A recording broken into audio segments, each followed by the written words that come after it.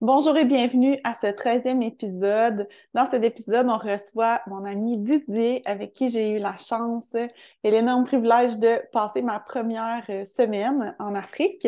Euh, Dans le fond, pour faire la suite, Didier, c'est, comme vous avez écouté les épisodes précédents, Didier, c'est la personne qui a écrit le petit mot que Steven a reçu. Donc, pour les personnes qui ont suivi sur les réseaux sociaux, j'ai pris une photo avec le mot de Didier euh, que Steven avait reçu. Donc, Steven et Didier, c'est deux personnes vraiment importantes dans mon aventure en général en Afrique. Donc, juste pour que vous fassiez le parallèle. Donc, j'ai vraiment hâte de vous le présenter et que vous écoutez les beaux partages qu'il y a à nous faire. C'était vraiment un beau moment. Donc, bonne écoute. Bienvenue au podcast de Fanny et Marie-Ève. Venez vivre Psychom Origine avec nous, Des histoires authentiques, inspirantes remplies de prise de conscience. et de sens. Soyez prêts. En entendre de toutes les couleurs!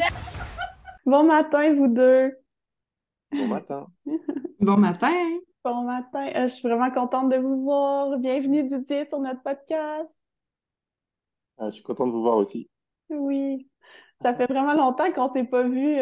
On s'est fait des messages vocaux, hein, mais ça fait Mhm. très longtemps qu'on s'est pas vu comme ça en vidéo ou encore plus en direct. Donc, ça me fait vraiment plaisir de te voir et de te présenter à Fanny aussi, qui ne te connaît pas encore beaucoup.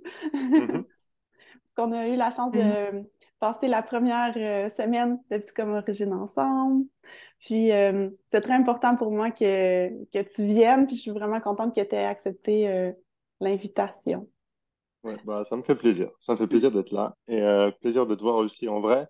Enfin, en vrai, en image. Et t'as Oui, vu, mes cheveux ont continué de pousser encore un petit peu depuis novembre dernier, mais sinon, je crois que je suis plus ou moins toujours le même. ben oui. Puis là, c'est spécial qu'on vit parce que là, toi, tu viens pas du Québec, mais là, actuellement, tu es plus près de nous. Puis c'est pour ça qu'on va se voir bientôt. Mais là, on s'est pas encore vu Ouais, depuis que tu es arrivé près d'ici. Donc, explique-nous ouais. ça un petit peu, là. C'est quoi que tu es en train de vivre? Puis d'où tu viens? Qu'est-ce que tu fais dans la vie? Et tout ça. Ouais, je vais commencer très simplement. Donc, je viens de Suisse. J'étais une des seules, enfin, on était deux à être deux Suisses dans la première semaine. Et donc, moi, je suis encore en Suisse. L'autre personne a bougé au Canada, au Québec.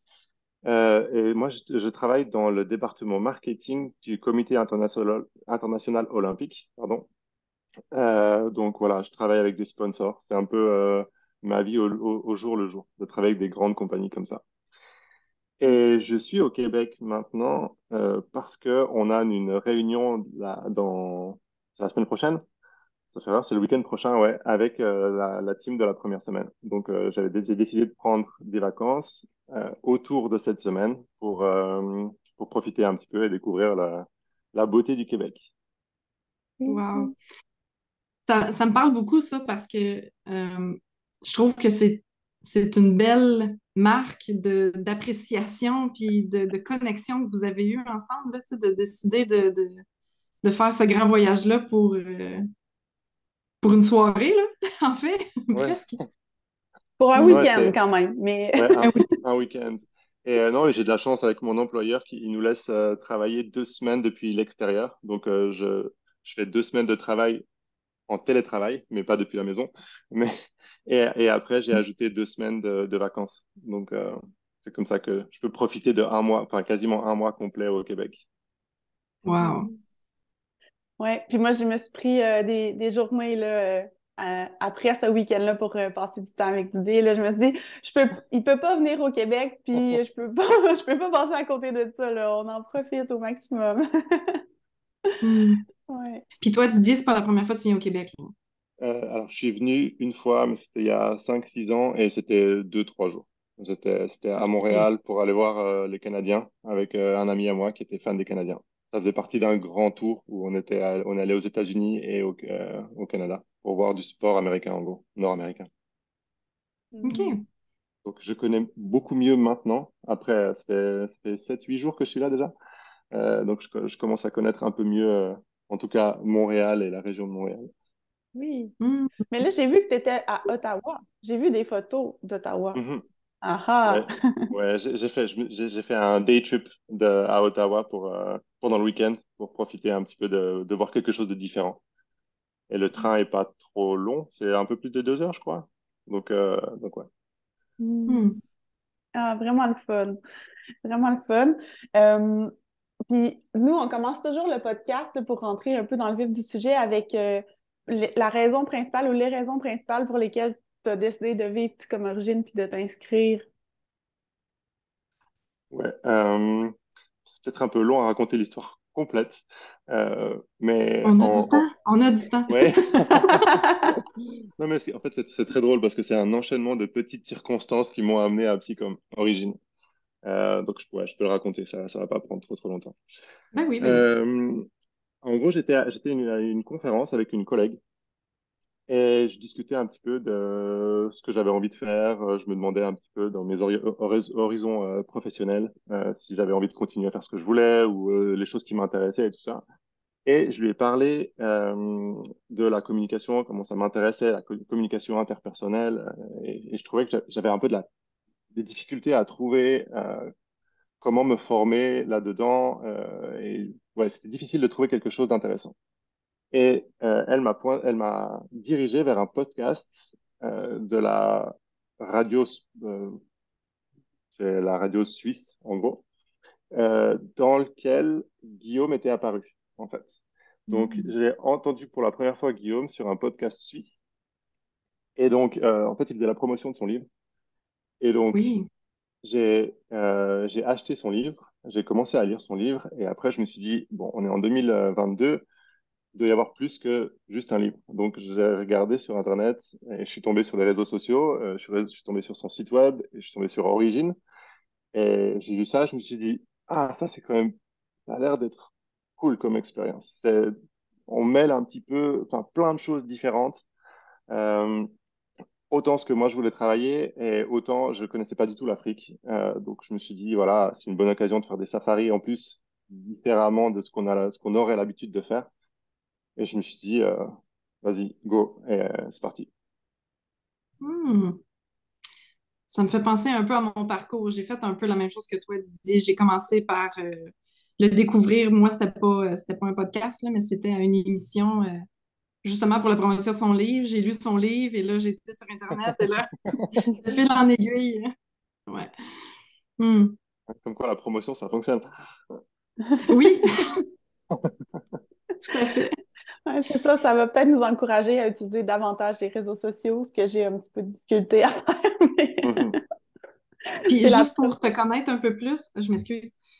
Euh, t'as-tu, tu sais, t'as vu, il y a d'autres formations que lui offre, puis c'est comme un 2 3 précoc, tout ça. C'est-tu quelque chose, toi, qui t'intéressait ou toi, que t'es arrivé sur Origine, t'as dit, moi, ça va être ça en premier? Alors, je suis arrivé sur Origin. Je pense que je suis arrivé sur Origin avant les petits comme 1, 2, 3. Je pense que au moment où je suis arrivé sur ces réseaux sociaux, ils faisaient vraiment la promotion pour Origin. Et c'est Mhm. vraiment là-dessus que je suis resté bloqué. Et je me suis dit, bon, c'est parfait. Ça ira très bien pour commencer. Et là, je suis en train de me poser la question peut-être si ça pourrait être intéressant de faire 1, 2, 3 et ou précoc, mais j'y suis pas Mhm. encore arrivé. OK. Mhm. Ah, vraiment cool. Puis là, comment ça s'est passé, ton arrivée là-bas? Est-ce que c'était comme ce à quoi tu t'attendais? C'est quoi les défis principaux que tu as vécus? Oui, puis même la préparation, hein, tu sais, combien de temps il s'est passé entre le moment où tu as dit, moi, j'y vais, puis je pars? Ouais. Alors, la première fois, donc, enfin, quand j'en ai parlé avec ma collègue à l'époque, c'était au mois de mai, je pense. Et quand j'ai décidé de partir, que j'allais le faire, ça devait être au mois de juillet, je pense. Juillet, ouais, juillet, fin juillet, août, je pense. Donc, OK. septembre, octobre, novembre, il restait 3 mois. Donc, ouais, c'était intense, 3 mois intenses. Et effectivement, et en plus, je suis pas un grand campeur. Donc, euh, c'est pour ça que ça m'attirait aussi. C'est vraiment sortir de ma zone de confort, voir quelque chose de enfin, différent et différemment. Et donc, ouais, pas vraiment un campeur. Et donc, j'ai regardé la liste et je me suis dit, OK, qu'est-ce que j'ai? Je pense que j'avais 2 trucs sur 20. Et donc, je me suis mis à regarder la liste, à faire des recherches. Alors, j'ai pas fait comme Steven, j'ai pas fait mon propre couteau. Euh, mais j'ai passé beaucoup, beaucoup de temps sur Internet à chercher le couteau qui me plairait. Enfin, je sais pas, j'avais l'impression que le couteau était important. Donc, je suis parti là-dedans.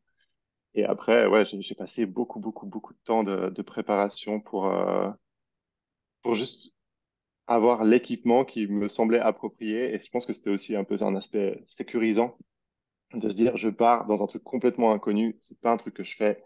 Je veux au moins avoir les choses que je connais à moi, être bien sécurisé avec ça. Mm. Mais je pense que, enfin, je vous ai entendu parler pas mal du satisfying et maximizing. Je pense que je suis parti dans le maximizing à fond. Et j'ai finalement, au bout d'un moment, dû me dire, non, non, non, ok, maintenant, tu es à un mois de partir, va commencer à falloir acheter des choses et pas juste les regarder. Donc, voilà, c'était intéressant aussi cette période-là où il y avait un peu l'anxiété de se dire, ah, il faut que je trouve le bon équipement, mais il faut aussi que j'achète l'équipement. Mm. Et Oui, d'arrêter ton ouais. choix sur quelque chose, là. Mhm. Et Mm. en plus de ça, en fait, ce qui est assez particulier, c'est que mon voyage n'était pas juste avec Psychom Origin, c'était vraiment le début du voyage, ça pour moi. Parce que je crois qu'au total, j'avais 8 semaines enfin, en dehors de chez moi. Et j'avais fait, comme je fais cette année, mes 2 semaines de télétravail au Canada. L'année dernière, en fait, on avait aussi cette opportunité de faire 2 semaines. Et je me suis retrouvé à faire Psychom, 2 semaines de télétravail, et après, j'avais encore 4 semaines de vacances. 4 semaines de vacances où je suis monté sur le Kilimandjaro, j'ai fait de la plage quelque part, j'ai travaillé depuis la Réunion, de l'île de la Réunion. Donc, de l'un dans l'autre, j'avais pas juste l'équipement Psychom, j'avais aussi l'équipement comment aller sur le Kilimandjaro et comment avoir aussi des choses pour aller à la plage. Donc, j'aurais voulu partir avec un sac plus petit. Et en fait, je me suis rendu compte que c'était pas possible, quoi. J'ai dû vraiment avoir pas mal de matériel, même si j'ai réussi à doubler certains trucs qui fonctionnaient pour plusieurs choses différentes. Ouais. Mm. Puis, est-ce que cette préparation-là, tu sais, bien organisée, bien planifiée, puis avec tous les petits détails qui sont associés, est-ce que tu as remarqué que ça diminuait une certaine anxiété peut-être que tu avais avant de partir ou un certain stress ou une certaine appréhension? Je me suis rendu compte que, ouais, une fois que j'ai eu mes affaires et que je savais ce que j'avais avec moi, je me suis dit, OK, là, je pense que je suis prêt. Ça, je pense que ça amène clairement, c'est clairement un élément qui était important pour moi, ouais. Même Ouais. si c'est pas arrivé beaucoup avant le départ, hein. Je Mhm. pense que les dernières choses que j'ai dû acheter, c'était peut-être 2 ou 3 jours avant le départ, où je me suis dit, ah oui, j'ai ça, et ah, j'ai ça. Et j'étais chez moi, je faisais mon sac. Je suis très, très mauvais pour faire mon sac. Et j'avais tellement de choses que j'ai dû laisser un carton de choses où j'étais là. Est-ce que j'aurais besoin de ça? Non, j'ai pas besoin de ça. Et j'ai dû vraiment être très systématique au bout d'un moment Mhm. pour vraiment décider ce que j'allais mettre dans ma valise et mon sac. Oui, puis il y a une certaine gestion aussi là, avec l'avion, là, tu sais, tout dépendamment quel type d'avion que tu prenais après, ben là, c'était le poids dans le carry-on, c'était pas le même que dans le poids dans la soute. Fait que là, c'était comme différent. Là. Fait que ça l'amenait une certaine Mm. planification de plus, là. Ouais, Oui. ouais, j'avais une belle une feuille A4 où en me disant, OK, j'ai ces avions-là à prendre et j'avais les restrictions de chaque avion pour savoir à l'avance qu'est-ce que je pouvais prendre avec moi, si j'avais le droit à un bagage en soute, si j'avais pas le droit, si je pouvais avoir un bagage en soute plus un bagage en cabine. Et, euh, et ouais, donc c'était. Après, je pense que c'était pas si important que ça, parce que je me suis rendu compte que quand on est le jour même, ils vont pas toujours regarder le poids d'une valise en cabine. Mhm. Mais j'avais quand même fait l'exercice au cas où pour me dire, il faut que ça passe partout. Mais petite anecdote au passage, je crois que je l'ai raconté dans le groupe à un moment donné à Marie-Ève, mais en fait, quand je suis parti de la Réunion pour aller à l'île Maurice, donc c'était juste après mon télétravail, je suis arrivé à l'aéroport, à la sécurité, et tout d'un coup, je vois que ma valise sort pour être contrôlée. Et en fait, ils ouvrent ma valise et il y avait ma hache. il y avait ma hache dans la valise que j'avais, enfin, dans la petite cabine bag. Et j'étais là, ah, mais s'il y a la hache, il y a le couteau aussi. Et en plus, c'était très tard. Enfin, on devait embarquer. J'avais pas le temps d'aller mettre ça en soute. Et j'étais là, oh là là. Et non seulement, bah, moi, je voulais y aller parce il y avait l'avion qui allait décoller. Et, et tout d'un coup, ils disent, non, non, mais vous pouvez pas y aller. Enfin, vous avez une hache et un couteau avec vous. Il va falloir qu'on prenne votre passeport. Il va falloir que, il y a la police qui est venue, en fait. Ils ont fait venir la police de l'aéroport pour voir si j'avais, enfin, prendre mon passeport, pour voir si j'avais des antécédents. Euh, et donc, ouais, j'ai essayé de planifier comme il fallait, mais le jour où il fallait que je fasse attention, ça a quand même foiré. Et là, j'ai quand même appliqué une chose qu'on a appris à Psychom Origine, c'est le deuil, de me dire, bon, bah, je suis ici, qu'est-ce qui est le plus important? Est-ce que je prends mon avion et je laisse mon couteau? Est-ce que je garde mon couteau, mais je prends pas l'avion, donc je dois rester un jour de plus? Et j'ai décidé de me dire, OK, je suis là, OK, le couteau, c'est matériel, c'est pas grave, on va faire sans. Et voilà. Mais j'étais quand même très attaché à mon couteau, moins à ma hache, que j'avais quasiment pas utilisé. Mais mon couteau, vu que c'était un des éléments que passé le plus de temps à chercher pour trouver celui qui me plaisait, j'étais plus attaché à ça. Mais bon, à ce moment-là, j'étais vraiment très ouvert, très, voilà. Je me dis, bon, ben, ça s'est passé, ça s'est passé. De toute façon, j'ai pas le choix. Donc, on laisse le couteau là et on part plus loin. Ça fera une histoire drôle à raconter. Oui, Mais ça, c'est un bon choix de satisfaction. C'était pas dans le maximizing, là. Non, la vie nous oblige des fois à aller vers la satisfaction. c'est ça. Puis ça me fait penser à moi, faire des deuils, c'est vraiment quelque chose que j'ai de la difficulté là, dans la vie. Euh, Dès le premier vol que j'ai fait avec Sabrina, on n'était pas assis à côté, mais tu sais, c'est un vol de nuit, fait que là, tu dors, puis là, tu tournes, puis là, tu essaies de bien te placer, puis en tout cas, puis tu vois rien parce que les lumières sont fermées. Mais moi, j'avais ma casquette préférée, c'est ma casquette de camp triathlon que Capital Triathlon nous a donné à un camp. Elle est noire, bien simple, mais c'est vraiment ma casquette préférée. Puis je l'avais amenée avec moi parce que j'avais peur que si je la mettais dans mon gros pack-sac, tu sais, elle se fasse massacrer puis tout ça. Mais elle s'est détachée de mon sac, sûrement avec mes pieds qui ont Ah, bougé ou quoi que ce soit. Puis de ce que je comprends, c'est qu'elle a été poussée devant le siège d'en avant. Puis moi, je m'en suis jamais rendu compte. Fait que là, quand on a sorti, je m'en suis pas rendu compte. Puis là, après ça, j'étais comme, oh non, ma casquette. Puis là, j'ai comme vu la scène là, dans ma tête. J'étais comme, ah, la casquette est restée là. Puis c'est impossible de retrouver ça, là, une casquette après que tu sois sorti de l'avion. Fait que j'étais même pas encore arrivée en Afrique, mais la capacité à faire des deuils était déjà commencée. Puis Hmm. dernièrement, j'ai vu le propriétaire de Capital Triathlon qui m'a t'sais, à un camp. Puis j'ai expliqué la scène, puis il m'a dit ah, des casquettes comme ça, il m'en reste, je vais t'en donner une. J'étais comme yes! Tu vois, la vie mais t'a récompensé pour ce gros deuil-là. mais est-ce que ça compte quand même si c'est pas vraiment ta casquette? Ben là, c'est ça l'histoire. C'est ça l'histoire. Mais ça va me convenir, tu sais, Ouais, trouver la mienne. Mais c'est sûr que elle n'a pas la même histoire. On va ouais, dire ça comme ça. Ah, c'est fascinant, ça. Hmm. Moi, je pense que ce qu'on allait chercher à Psychom Origine, et plus encore, là, mais tu sais, je pense que dès qu'on s'inscrivait, la vie nous mettait comme un petit peu des défis pour qu'on vive ça. Tu sais. Fait que, c'est ça que j'ai observé. Ouais. Mm. Oui, Puis là, on a parlé un peu de la préparation.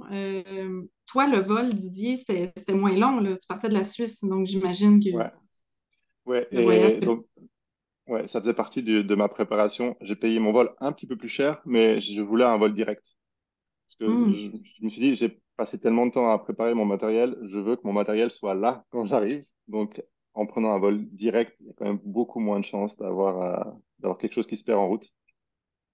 Et c'est pour ça aussi que je suis pas arrivé à Port-Elizabeth, je suis arrivé à Cape Town. Et depuis Cape Town, j'avais 3-4 jours. Au début, je voulais prendre un vol pour aller d'un côté à l'autre. Et finalement, je me suis dit non, j'ai mes affaires avec moi maintenant. Je suis en Afrique du Sud. Je garde mes affaires avec moi. j'ai loué une voiture en fait pour faire le Cape Town à Port Elizabeth en voiture. Ça s'appelle, je me rappelle plus comment ça s'appelle cette route. C'est une route très connue en Afrique du Sud apparemment. Euh, ouais, ça m'échappe. Mais c'est vraiment très joli, il y a des beaux paysages, donc c'était un Hmm. bon choix. Sur le bord de la mer, j'imagine? Ouais, plus ou moins, ouais. Ça suit vraiment le contour de l'océan. Mm. Hmm. Puis, est-ce que tu étais tout seul à ce moment-là? Est-ce que il y avait déjà des gens que tu avais rencontrés ou pas encore? Non, pas encore. Pas encore. On s'est rendu compte après que Marie était aussi à Cape Town, mais on s'est pas rencontrés à ce moment-là. Donc on est arrivé, enfin vraiment, j'ai rencontré les premières personnes à l'aéroport à Port Elizabeth. Je suis allé ranger ma voiture et j'ai vu un groupe de personnes. Je crois que quelqu'un devait avoir un drapeau canadien, québécois ou canadien et c'était un sapin de Noël aussi qui traînait par là. Je sais pas si tu te rappelles. Oui, je me souviens. Je sais pas si on a le droit de dire les noms ou pas, mais Ben, on verra s'ils veulent se mentionner, mais c'était dur à manquer, là. On va se dire ça oui. comme ça. Mais il y Ouais. avait plusieurs personnes qui avaient des sapins de Noël chez eux, que j'ai vu, moi, à Port-Élisabeth, là, en se Ah ouais. promenant. Non, Ouais. bon, non, je sais pas si tu connais l'histoire, Fanny, mais je crois que Non, je la connais pas. peut-être que Valérie l'a mentionné. Il y a quelqu'un qui à l'arrivée, avait une pancarte en disant je suis pas bonne à manger et une espèce de guirlande de Noël autour d'elle, comme ça, pour vraiment dire non, non, moi je suis un humain, touchez-moi pas, je veux rentrer à la maison en vie. Ouais, c'était un peu une blague, mais c'était drôle quand on est arrivé. Oui, vraiment. Puis nous, on est arrivés, dans le fond, c'était les derniers, là, on était trois à arriver dans l'avion avec Guillaume, parce que Guillaume était dans notre avion, mais on ne le savait pas, qu'il allait être dans notre avion. Puis lorsqu'on est arrivé, on vous a tous vus ensemble. Puis là, moi, dans ma tête, c'était comme ça faisait plusieurs jours que vous étiez ensemble puis que vous passiez du temps ensemble. Mais là, tu me l'apprends même là, en direct, que c'était aussi votre premier contact là, pour plusieurs d'entre vous. Là. Ouais, ouais, alors je sais que certains étaient à Port-Élisabeth depuis 1 ou 2 jours. Je crois que, ouais, je crois que certains s'étaient vus dans des hôtels, je crois, un peu par hasard. Mais ouais, pour moi, c'était le premier contact. Super. Puis, tu sais, en lien avec justement tes principaux défis que tu as envie de nous parler, tes principaux apprentissages. Tu sais, moi, j'aime beaucoup ça, y aller un peu en ordre chronologique là, pour mon cerveau. Mhm. Fait que, c'est quoi ton premier défi ou la première chose que tu aimerais nous partager? Bon, c'est intéressant parce que quand les choses se sont passées, j'ai un espèce de, je sais pas si c'est un syndrome de l'imposteur postérieur où je rationalise beaucoup les choses et je me dis que si moi j'ai réussi à le faire, c'est quelque chose de très standard. Donc peut-être que une fois avant d'avoir fait la tâche, je me dis waouh, c'est incroyable, ça va être compliqué. Si j'arrive à le faire et que j'ai pas trop de problèmes, je dis bon, bah je l'ai fait. Donc je pense que sur le moment, ça aurait été plus facile de répondre, mais je sais qu'une des choses qui était importante pour moi, c'était la première nuit dans la brousse, même si on était en groupe. C'était un peu pour moi une façon de me dire, OK, est-ce que tu es capable de faire du camping, tu vois, de dormir, parce que je fais jamais de camping, donc d'être dans ma tente, d'avoir monté ma tente, d'avoir dormi, pas beaucoup, mais d'avoir dormi dans ma tente et me dire, voilà, j'ai pas beaucoup dormi, mais je me sens bien, je suis content, je me suis réveillé, c'était frais, on voyait les gens un peu euh, comme ça qui s'étaient aussi réveillés plus ou moins en même temps que moi le matin. Et c'est pas cette ambiance un peu joyeuse, paisible. J'étais là, ok, je pense que j'ai fait ça. Je pense que le reste va bien se passer. Donc c'était à la fois une épreuve, mais c'était pas une épreuve difficile, mais c'était une épreuve que j'avais besoin de passer pour pouvoir aller à la suite. Mhm. Parce que là, c'était la première fois que tu ouvrais ta tente ou tu l'avais essayé avant? Euh, alors non et oui, mais vous Ça, sentez c'est du venir en fait. maximizing, là. Non, parce que non, parce qu'il y a une histoire drôle encore. Où en gros, ils nous disent toujours, ouais, il faut que vous essayiez votre matériel à l'avance, tout ça. Donc, j'ai essayé mon matériel à l'avance, mais je suis pas allé faire de camping. J'ai ouvert ma tente dans mon salon. Et j'ai non seulement ouvert la Marie-Ève, tente, comme ouais, Marie-Ève. ouais. Non, mais non seulement j'ai ouvert la tente dans mon salon, mais j'ai dormi plusieurs nuits dans ma tente, dans mon salon. D'abord, j'ai commencé avec la tente, je crois que c'est une des premières choses que j'ai achetées. Et j'avais pas encore le matelas ou j'avais pas encore le sac de couchage. Donc, j'avais pas tout le temps, enfin, toutes mes affaires. Et la première fois, j'ai eu la tente, j'ai dormi dedans une fois. Après, j'ai eu le matelas, j'ai aussi dormi dedans. Mais j'avais mon duvet normal que j'utilise dans mon lit.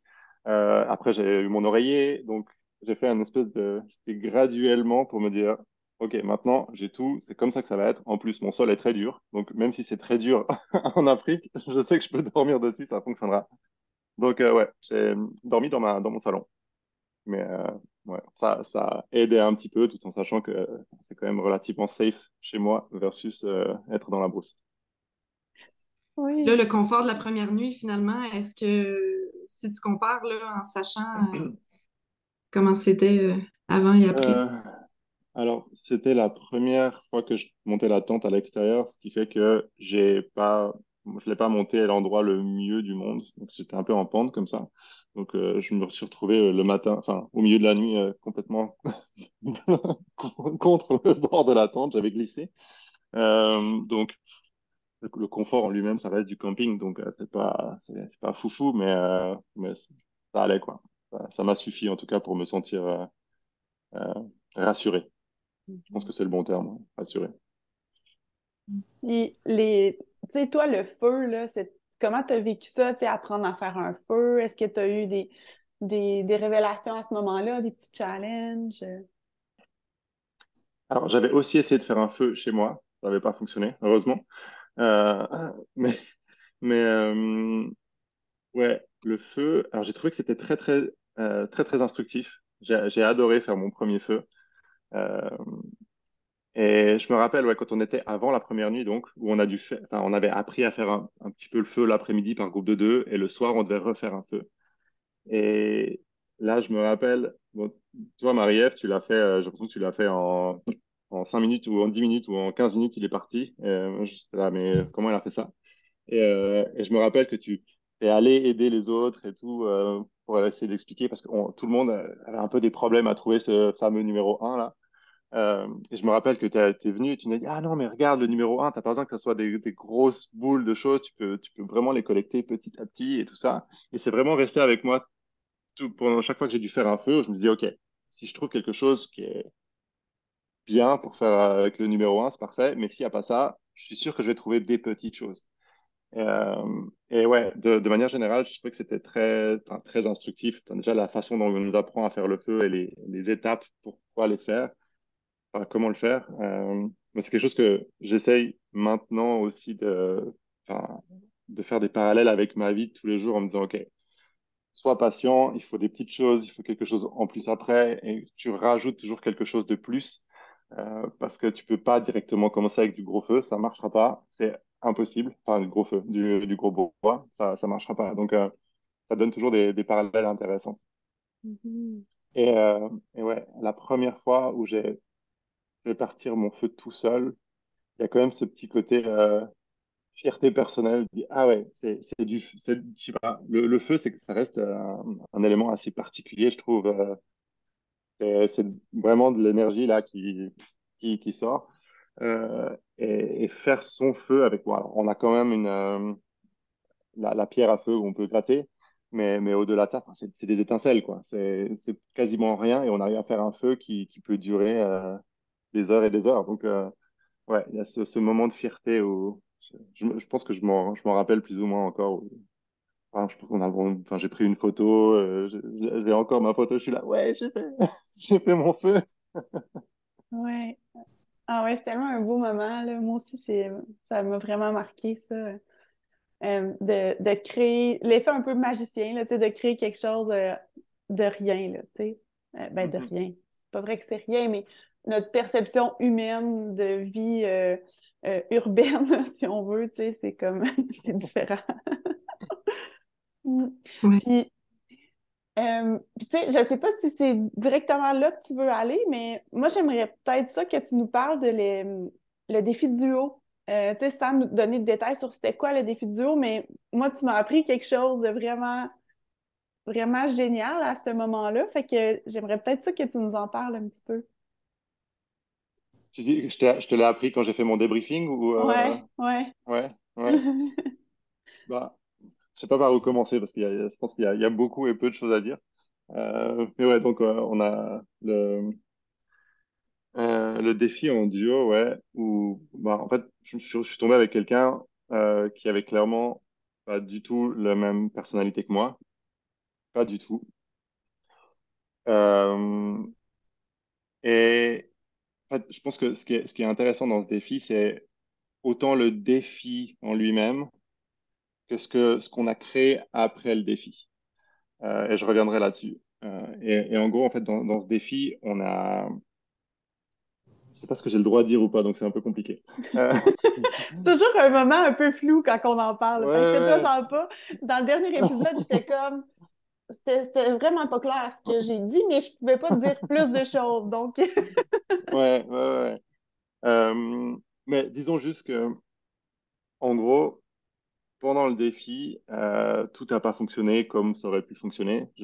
J'entendais certains groupes au débriefing après où ils disaient, oui, nous, c'est tout allé, on était complètement en phase, on s'est mis d'accord, on a fait ça, on a fait ça. J'étais là, ok, c'était un peu plus compliqué. Ouais, c'était un peu plus compliqué. Et donc ouais, on a quand même on a complété notre défi, on est rentré au lodge. Euh, et après, ben, on savait qu'à un moment donné, on allait devoir faire un débriefing tous ensemble. Et vu que ben, moi j'avais un peu des choses qui étaient restées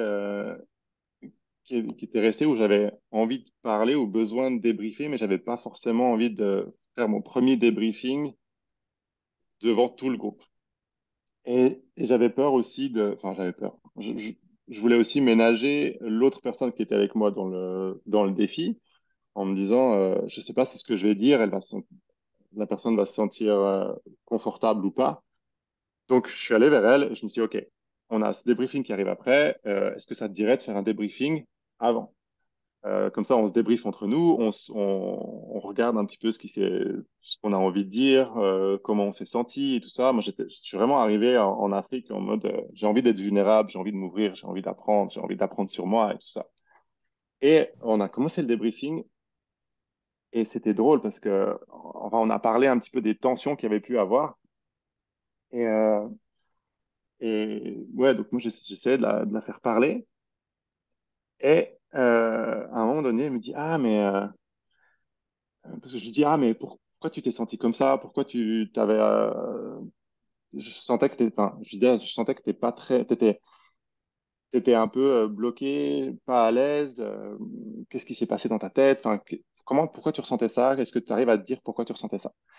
Et là, elle me regarde et elle me dit, ben, écoute, c'est vrai, enfin, je sais pas si je peux te le dire. J'étais là. Ok, bon, là, on a quelque chose d'intéressant. J'étais là, écoute, moi, je suis ici, on fait un feedback. Pour moi, le plus important, c'est vraiment si tu as un truc à me dire, moi, j'ai envie que tu me le dises. Je vais pas, j'ai pas un ego monstrueux, j'ai pas, voilà.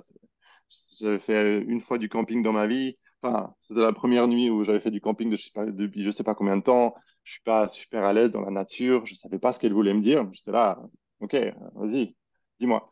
Elle m'a regardé et puis elle me dit, ah ben, ok. Ben en fait, je t'ai pas trouvé. En fait, je pouvais pas t'écouter parce que je te trouvais pas compétent. Donc, passé le moment où j'étais là, pouah, ah, c'est quand même lourd de dire, ah, je suis pas compétent. Je sais pas si objectivement c'était vrai ou pas. Alors, clairement, je dégageais pas la sérénité dans cet exercice parce que je suis pas un campeur né. Mais j'ai trouvé très, très, très intéressant d'avoir pu déballer ça et me dire, enfin, et j'étais assez fier de moi d'avoir pu montrer cette vulnérabilité qui a permis à la personne en face de pouvoir me dire un truc qui est qui est assez lourd. Enfin, c'est pas facile à dire quelque chose comme ça quoi, en face de l'autre, dire ouais, écoute, moi je te sentais pas capable. Donc ouais, je pense que ma plus grande fierté dans ce défi-là, c'est pas le défi en lui-même, parce qu'il y avait plein de choses à améliorer. Ou après on a continué à débriefer de tout le reste, de ce qu'on aurait pu faire mieux, de pourquoi on l'a pas fait, et tout ça.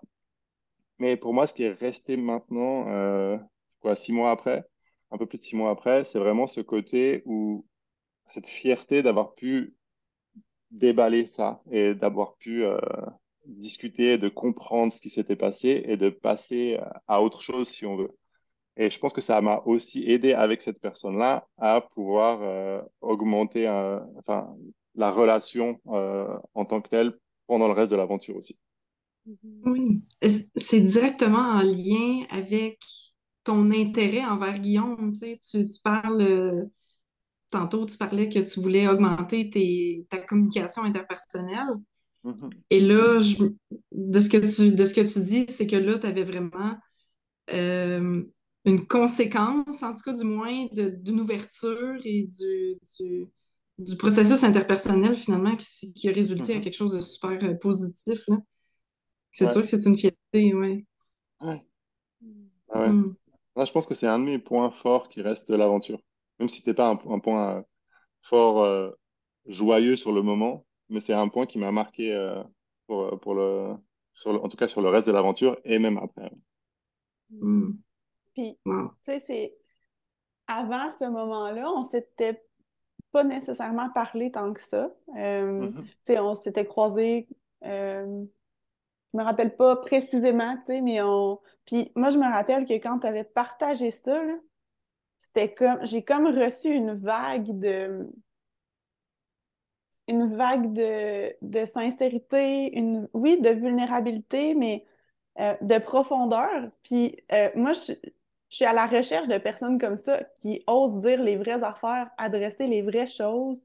Euh, puis je trouve, tu sais, comme en clinique, là, c'est pas pour rien que le trois quarts de mes patientes, c'est des femmes, mais c'est parce que moi, j'aime ça aller en profondeur comme ça. Puis c'est assez rare les hommes qui veulent aller en profondeur comme ça.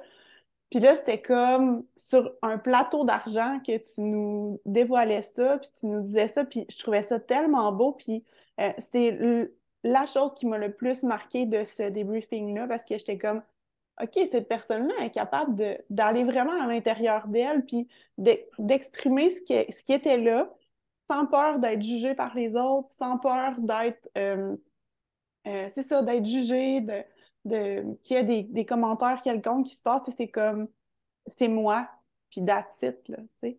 Euh, puis ça, je trouvais ça d'une puissance, là, puis merci encore de cette authenticité-là, parce que moi, c'était une des choses que je voulais incarner devant un groupe que je connaissais pas, c'était un de mes objectifs.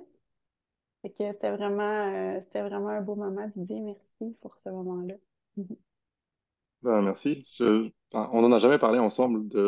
On n'a pas fait de débriefing du débriefing du débriefing. Mais ouais, donc, du coup, je l'apprends maintenant que tu avais ressenti ça comme ça. Donc, ça fait chaud au cœur aussi d'entendre ça. Je pense que je rougis un petit peu. Euh, On Ça voit paraît rien. pas. De toute Ouais, façon, le monde écoute ça en balado, là. Il n'y a ouais. personne qui nous voit. ouais, ouais. Puis ça, tu sais, ce moment-là où toi, dans le fond, tu t'es vulnérabilisé, c'est comme si, en tout cas, ma perception, ça m'a donné accès à une partie de toi, tu sais. Puis après ça, on était quelques jours sans nécessairement se reparler tant que ça, jusqu'à quand on était dans la brousse, là, tu sais. Puis c'est comme si cette connexion-là, j'y ai retouché à ce moment-là, tu sais, quand on était dans la brousse, puis j'étais comme, OK, c'est ça le vrai que tu nous avais donné accès tout le monde, en fait, là, à ce moment-là, Mhm. lors du debriefing, c'était pas entre nous deux nécessairement, mais bref, c'était vraiment, c'est comme si tu m'as redonné accès à, à cette sincérité-là de qui tu es. Puis je pense que c'est ce qui a fait en sorte que on est devenus proches, puis qu'on s'entendait si bien, Ouais. puis que la fin de l'aventure, le trois quarts, j'ai passé la fin de l'aventure avec toi, là. Fait que, Mhm. ouais. Fait que merci de ce moment-là. Mm. Puis, tu si on continue là, dans la synchronicité des choses, ta nuit solo, comment tu as vécu ça, choisir les items, tu sais, c'est quoi les petits défis que tu as vécu à ce moment-là? Ouais, alors, le choix des items était, je sais pas si tu te rappelles, mais j'étais vraiment le dernier à choisir. Et en fait, je pense que j'ai eu un problème. J'ai tendance à faire du maximizing un peu trop. Et en gros, Guillaume nous avait dit, vous avez 30 minutes. Donc moi, dans mon cerveau, j'avais 30 minutes. C'est-à-dire que si j'ai 30 minutes, je peux faire 25 minutes à ne rien faire. Et après, sur 5 minutes, je me dis, OK, maintenant, il faut que j'y aille. Euh, sauf que après, je sais pas, c'était 10-15 minutes, il y avait tout le monde qui était prêt. Et moi, j'avais genre 2 items. Et j'étais là, je sais pas quoi prendre d'autre. Euh, Enfin, ouais, je sais pas si j'avais que... Peut-être que j'en avais un peu plus que 2, mais je me rappelle que je voyais un peu les gens autour, j'étais là, mais moi, je suis pas prêt, je suis pas prêt, je suis pas prêt, je suis pas prêt. Et je voyais que tout le monde attendait sur moi. Et finalement, on a commencé à faire le tour où tout le monde expliquait un peu ces choses. Et ce qui est intéressant, en fait, ce que j'ai remarqué, c'est que en fait, cette première nuit dont je parlais au tout début, enfin, cette première nuit, elle m'a permis vraiment de passer un cap. Parce qu'au début, quand je prenais mes affaires, enfin, quand j'avais fait les recherches sur mes affaires, surtout l'équipement, je m'étais dit, c'est impossible que je dorme dans la brousse sans tente. Pour moi, c'était vraiment ma tente, c'est protection, c'est ça, j'ai besoin de ça. Je suis arrivé, j'ai fait ma première nuit là-bas, et je me suis dit, la tente, c'est pas nécessaire. Donc, ça m'a vraiment fait un déclic comme ça. Et si bien qu'en plus, enfin, le temps était magnifique. Je me suis dit, OK, la tente, là, j'en ai pas besoin. Et aussi le côté pratique de se dire, si tu as une tente, ton feu, c'est pas pratique. Parce que tu peux pas le faire trop près de ta tente. Donc, si tu dois t'en occuper toute la soirée, tu dois faire des trucs, finalement, ta tente, tu vas être assis dedans et elle va rien te servir de toute la soirée. Donc, le deuil de la tente était fait, mais très, très, très rapidement. Et en gros, qu'est-ce qui s'est passé? On devait choisir 4 items, hein, c'est ça? 5, puis on en perdait un. C'était Ouais. pas 4 et on en perdait un Mais chez dans le nous? fond, tu pouvais. C'était 5, sauf que nous, on avait le droit à l'eau. L'eau comptait comme un item, en fait, dans notre semaine. Ah, non, pas dans la nôtre. Ah oui, ça comptait comme un item. Oui, Oui, c'est c'est ça. ça. Ouais, Ouais. ouais, ouais. Mais je crois qu'on en avait que 4, sauf erreur. Faudrait que je regarde dans mes notes. Je Ça crois se qu'on peut. avait... Oui, oui, on avait 4. On avait 4. OK. Parce que, en fait, je me rappelle que, en gros, ce qui s'est passé, c'est que je me suis dit, sécurité, enfin, je voulais confort, sécurité. Donc, je me suis dit, confort, sécurité, qu'est-ce que je vais prendre? Confort, je me dis, OK, je vais prendre c'était confort, chaleur et tout ça. En plus, on avait le droit de nos vêtements. J'ai pris le sac de couchage. Je me dis, si je suis dedans, je sais que ça va me tenir chaud. Et sécurité, c'est le côté feu. Je sais que je vais faire partir un feu. Je me sentais très, très confiant à faire partir le feu. Donc, j'avais ces 2 items-là. Mais après ça, j'étais là, qu'est-ce que j'ai vraiment besoin pour cette nuit?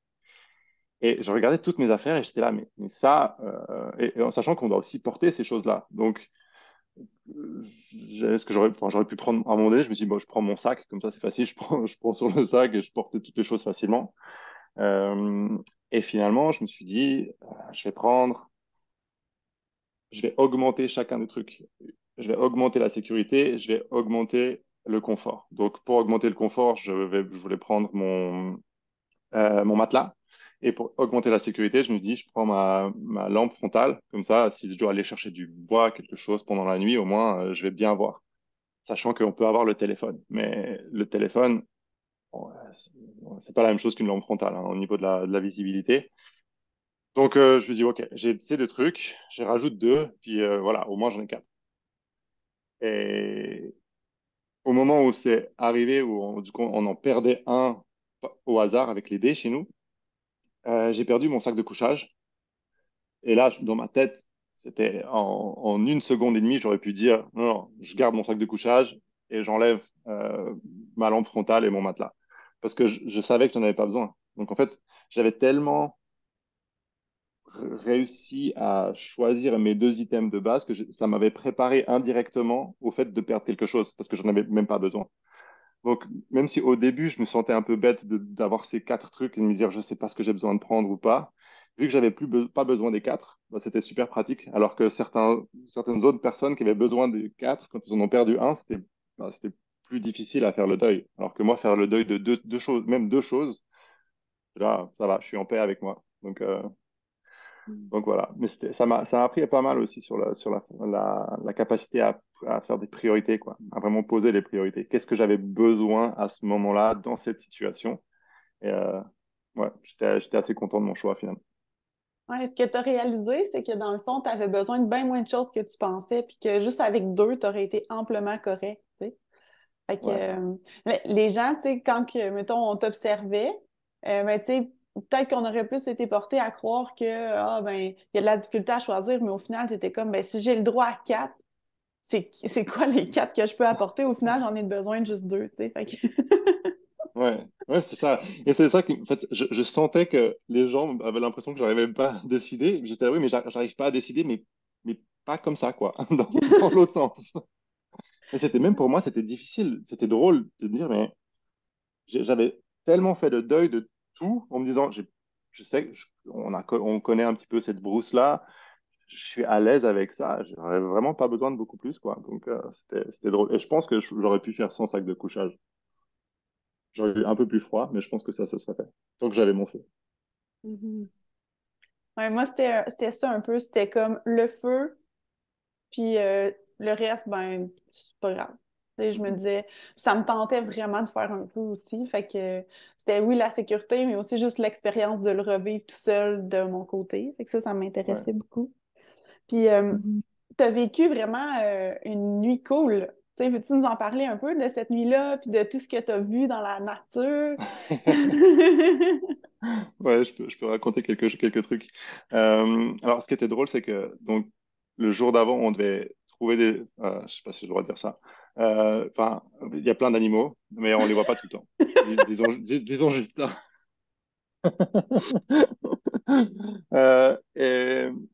Et disons que quand on veut les trouver, des fois on les trouve pas, et quand on veut pas forcément les trouver, des fois ils sont là.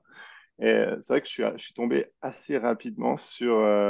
Bah, j'étais en train de marcher quelque part et j'ai pas fait attention à ne pas faire de bruit. Au contraire, je me suis dit, si je fais du bruit, je m'en fiche. J'ai pas vraiment envie de tomber sur des animaux sauvages au travers de ma route. Surtout que juste avant de partir, on a eu la petite formation là. Attention aux phacochères, si vous voyez des trous, passez pas devant, etc. Alors qu'on avait passé 2 jours à marcher devant des trous de phacochères sans savoir.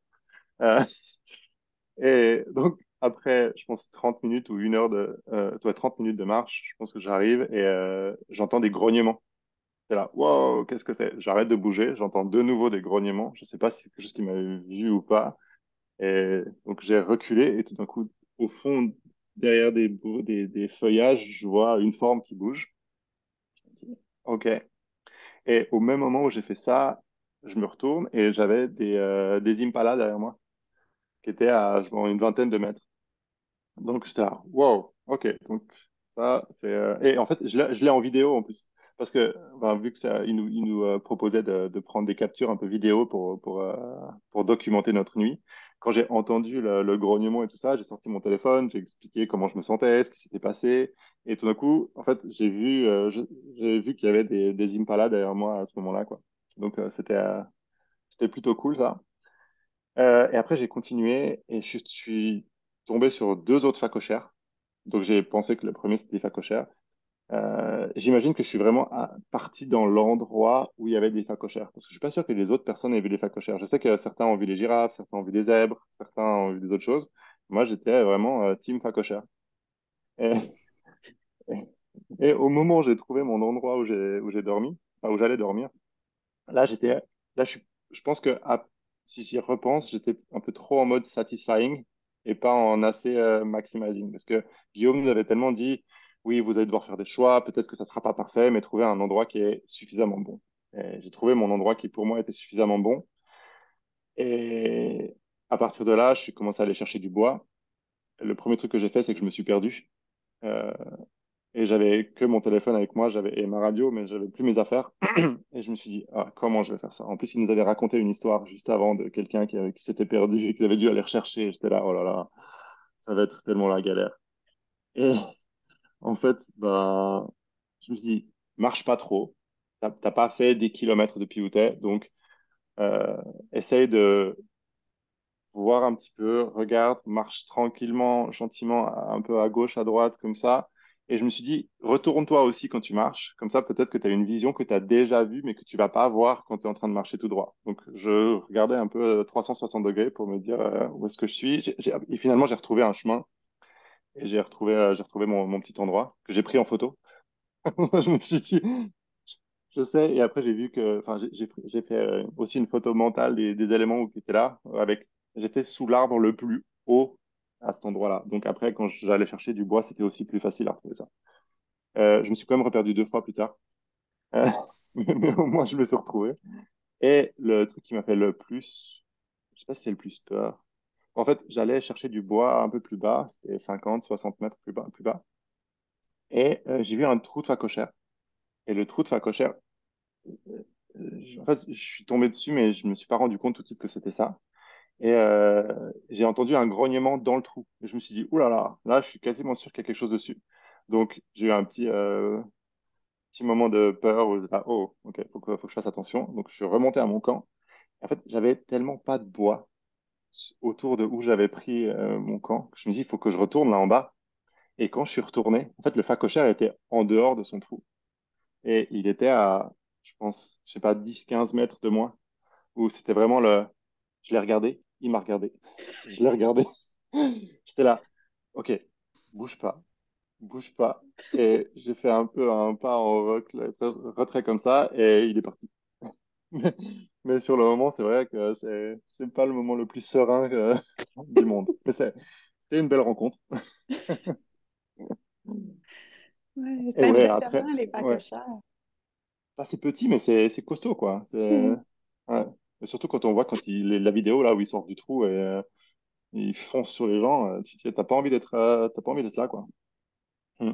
Ouais. Mhm.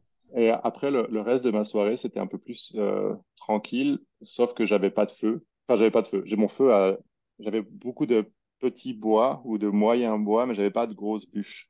C'était que des épineux où j'étais et c'était pas top pour faire un feu qui durait longtemps. Donc, je me suis retrouvé là, j'ai fait vraiment mon deuil assez rapidement de mes heures de sommeil en me disant, tu as le bois que tu as et tu vas faire vivre ton feu avec le bois que tu as. Et donc, c'était vraiment genre, c'était du management de feu où je prenais une branche, je me dis, OK, combien de temps celle-là, elle va durer? Donc, je la mettais dedans et ça me faisait un petit feu. Et après, je me dis, OK. Et j'ai fait des tests comme ça. Et ouais, au bout d'un moment, je me dis, bon, bah, j'aurais pas assez de feu. Donc, j'ai dû faire le deuil de mon feu tout court en me disant, bah, il va falloir que je m'endorme. J'ai fait exprès de m'endormir quand j'avais encore le feu qui fonctionnait. Parce que c'était plus facile pour moi, pour ma tête, de me dire, au moins, quand je m'endors, je sais qu'il y a le feu. Et forcément, après, je me suis réveillé et le feu était plus là. Mais c'était super facile à faire repartir. Parce que j'avais en fait gardé un petit peu des branches pour me dire au moment où je vais me réveiller, parce que forcément j'allais me réveiller, je sais qu'à ce moment-là, je vais vouloir remettre un petit peu de branches dessus pour refaire un petit feu, pour me réchauffer et tout ça. Donc ça, j'avais bien planifié. Et finalement, après, bah, il y avait de nouveau plus de bois et après, c'était le matin et c'était assez tranquille. J'ai vu un super beau lever de soleil, donc ça c'était cool. Et après, ben, je m'étais fait un matelas avec des feuillages, même pas des feuillages, des espèces de petits buissons que j'avais arrachés à main comme ça au sol. Et j'ai fini par brûler tout ça. Et ça m'a fait un joli espèce de petit feu du matin qui m'a réchauffé, qui était top. Et, ça m'a aidé à clean up le space où j'étais, où j'ai pas eu besoin de. Enfin, je savais pas quoi faire avec tous ces trucs. Je me suis dit, bon, bah, on, on les fait brûler et comme ça, au moins, ça me réchauffe, ça fait de la lumière et après, c'est tranquille quand je peux repartir facilement. Et après, chose qui est assez drôle, c'est que j'ai pris la consigne de Guillaume très précisément sur on se revoit à 7 heures le lendemain. Et en fait, moi, je me suis dit, bon, bah, j'avais à attendre 7 heures. Je vais pas rentrer parce que j'aurais pu rentrer à 4 5 six. J'étais réveillé depuis au moins depuis 4 heures du matin. Je me suis dit, bon, bah, je suis là, je suis pas mal, je vais continuer. Et après, bah, quand j'avais tout fait le rangement de ma place, je suis rentré et j'étais, je pense, c'était encore 6h15, 6h30. Je me suis dit, bah, c'est pas encore 7 heures. Et donc, ce que j'ai fait, c'est que j'avais pas beaucoup dormi, donc je me suis posé sur le bord de la route en me disant, je vais faire une petite sieste en attendant que ça soit 7 heures, et après, je vais retourner au camp, enfin au lodge. Et je suis arrivé au lodge, et là, il y avait tout le monde qui était là. J'étais là, mais enfin, pourquoi vous êtes déjà là? Ça devait être 7 heures, ça devait être 7h15. Et après, tout le monde m'a dit, bah ouais, moi, je suis rentré à 6 heures, moi, je suis rentré à 5h30. Ah ouais, peut-être que j'étais un petit peu trop littéral sur ce coup-là. Mais après, c'était bien, hein, ma petite sieste, c'était au soleil, c'était bien, c'était agréable, donc j'ai profité aussi. Tu vois-tu, Marie-Ève, le soutrait politesse? Oui, et conscienciosité aussi, très important. Hmm. Oui. Ah, mais c'est vraiment Hmm. cool. C'était le fun, ça aussi, Didier, quand tu nous racontais ça. Puis là, c'est le fun, cette visite d'animaux-là. Tu sais, moi, par la suite, là, j'étais à la recherche d'animaux. Tu sais, c'est comme si au début, tu veux le moins en voir possible. Puis là, après ça, c'est comme, non, non, je veux toutes les voir. Je veux les Ouais. observer. Bah, il y a aussi le fait que enfin, les premiers jours dans la réserve où on était, pour nous, c'est un peu c'est vraiment sauvage, quoi. On connaît pas du tout, on connaît pas vraiment les dangers, on a l'impression qu'il y a des animaux qui peuvent être très dangereux. Et après 2 jours, 3 jours, tu te rends compte quand même que cette réserve-là, elle est relativement safe. Et Euh, sécuritaire, oui. ouais, c'était très sécuritaire. Peut-être que j'aurais pas dû dire ça parce que c'est des gens qui vont le faire plus tard et vont se dire, ah, mais finalement, la première réserve, elle est toute facile. Euh, Au pire, vous couperez. Ben, en même temps, nous, dans la deuxième semaine, on avait vu des traces de hyènes, tu sais. Fait, je veux dire, il y a quand même peut-être Effectivement, des dangers. effectivement. Ouais, ouais. Mais ouais, donc c'est vrai que sur le moment, on n'a pas, c'est ce que tu dis, Marie-Ève, en fait. T'as l'impression que enfin, tu veux pas forcément voir des animaux, mais après tu les as vus et t'es quand même content de les voir. Et finalement, je pense que j'aurais pu aussi chercher à en voir plus, quoi. Ouais. Mhm. J'étais presque un peu jaloux des gens qui étaient tombés sur les girafes le matin. Ouais, moi j'ai vu que des phacochères. Moi, j'ai pas vu grand-chose dans mon cas, là. Ouais, j'étais aussi déçue. T'as rien vu du tout? J'ai tellement croisé de monde que je me suis dit, ils ont tous fait fuir, là, c'est sûr. Ok. Moi, Parce que, ouais. j'essayais de pas faire de bruit, puis là, il y avait du monde qui jasait ensemble. Je me disais, si je peux-tu aller plus loin que vous autres, là? Moi, j'ai envie de faire mon petit truc. J'ai croisé un facochère, puis je suis arrivée dos à un gnou, Ok. mais c'était juste avant d'arriver au lodge, là. Donc, Ouais. j'ai pas été super chanceuse. Ouais. Mais c'est pas grave. Ouais, il y a des autres choses, hein. Je pense que tout le monde vit des Oui, choses un peu particulières pendant ah pendant oui, cette nuit-là, quoi. c'était ma fête ce matin-là, je veux dire, tout va bien. Mhm. Peu importe ce qui se passe. Ouais, Mm. ouais. Mhm. Ouais, ça reste un de mes souvenirs, un de mes meilleurs souvenirs, je pense, de cette semaine-là. Et peut-être pas toujours pendant, parce qu'au début, il y a quand même ce côté un peu anxieux de dire, j'ai pas assez de bois, comment je vais faire, etc. Mais le matin, une fois que tout était passé, on sait que le soleil est sur le point de se lever et tout ça, on est là, ok, c'était une belle nuit et on profitait à fond. Ouais. Mhm. Et sur le Il y a, moment, c'est il y vrai a- qu'il y a des petits moments un petit peu anxieux. ouais. Mais ça fait partie ça Il fait y a- partie de l'aventure. ouais. Il y a quelque chose avec la nuit, tu sais, il y a quelque chose avec quand le soleil se couche, puis jusqu'à temps qu'il se lève, là. Mm. Comme si une course contre la montre, essayer de tout régler nos anxiétés avant que ça tombe, mais Ouais, ouais. ce qui est pas nécessairement le cas. Non, mais je me rappelle aussi que je pense que dans le discours de Guillaume, il y avait un peu de ça en disant soyez prêts quand la nuit tombe pour avoir fait votre feu. Enfin, attendez pas trop longtemps parce qu'après vous aurez plus de chance d'aller chercher du bois, vous aurez plus de chance de vraiment allumer votre feu. C'est ce qui s'est passé pour certains. Je pense que certains ils l'ont allumé trop tard je pense que c'est à cause de la rose. Et ils ont essayé de l'allumer trop tard et avec la rosée, ça partait plus. Mhm. Donc, ouais, c'était. Hmm. Mhm. Puis, Est-ce que ça te tente de nous parler un peu dans la réserve, tu sais, la deuxième réserve là, dans Sibouya, tu sais, de ton expérience en général, puis peut-être aussi au niveau des photos, tu sais, t'avais apporté ton appareil, comment t'as trouvé ça? Ouais. Ça. Ben, ouais, alors la réserve, c'était un peu l'aventure. Là, on partait vraiment à l'aventure, un peu tous ensemble, tout le gang ensemble. Donc, ça, c'était vraiment cool de se dire, on a appris à se connaître un peu et maintenant on part à l'aventure ensemble. C'est un peu comme ça que je l'ai pris. Même rien que l'entrée dans le parc, on doit prendre le bateau, après on doit se glisser sous un grillage et tout. Donc, c'était un peu Indiana Jones, quoi, le début. Donc, c'était un peu ce côté, waouh, trop cool, on va faire quelque chose de spécial. Et ouais, alors moi j'ai apprécié.